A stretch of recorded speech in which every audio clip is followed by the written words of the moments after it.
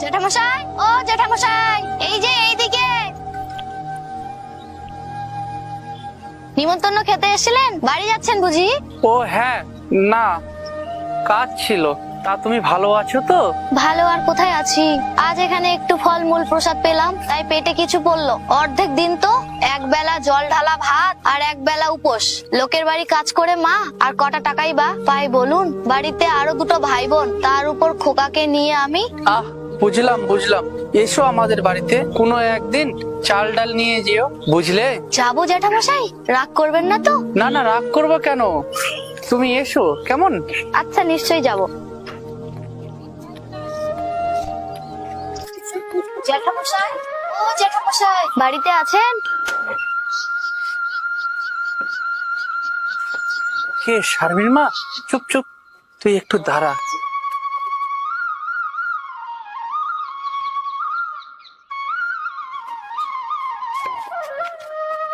তোর জন্য আগে থেকে একটা ধুয়ে রেখেছি, নে ধর।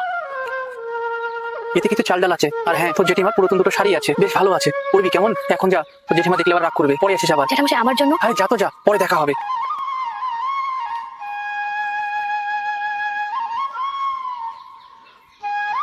হায় রে, যে মেয়েটা খেতে এত ভালোবাসে, তারে পাতে কিনা ভাতের অভাব।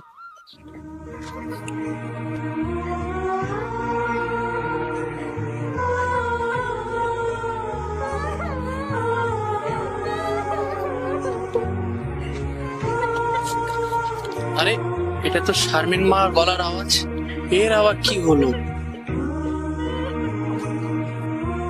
এই শারমিন, এর আবার কি হলো?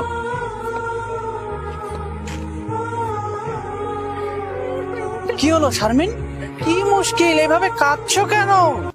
এই দেখো, কান্নাটা থামাবে তো নাকি? কি হয়েছে আমাকে না বললে বুঝবো কি করে, বলো তো? ওরা আমাকে খুব মেরেছে জেঠামশাই। কে মেরেছে তোমাকে? কই দেখি। ইস, এ তো সত্যি দাগড়া পড়ে গেছে। আর সকালে পরিতোষরা আমাকে খুব মেরেছে জেঠামশাই। আমার কাপড়ও ছিঁড়ে দিয়েছে, দেখুন। সে কি, এভাবে মারলো কেন? কি করেছিলে তুমি? কিছু করিনি জেঠামশাই। আরে আচ্ছা, আমি দেখছি, তুমি এখন বাড়িতে যাও। আপনি আপনি আমাকে ভোলাচ্ছেন জেঠামশাই। কি মুশকিল, তোমাকে ভোলাবো কেন?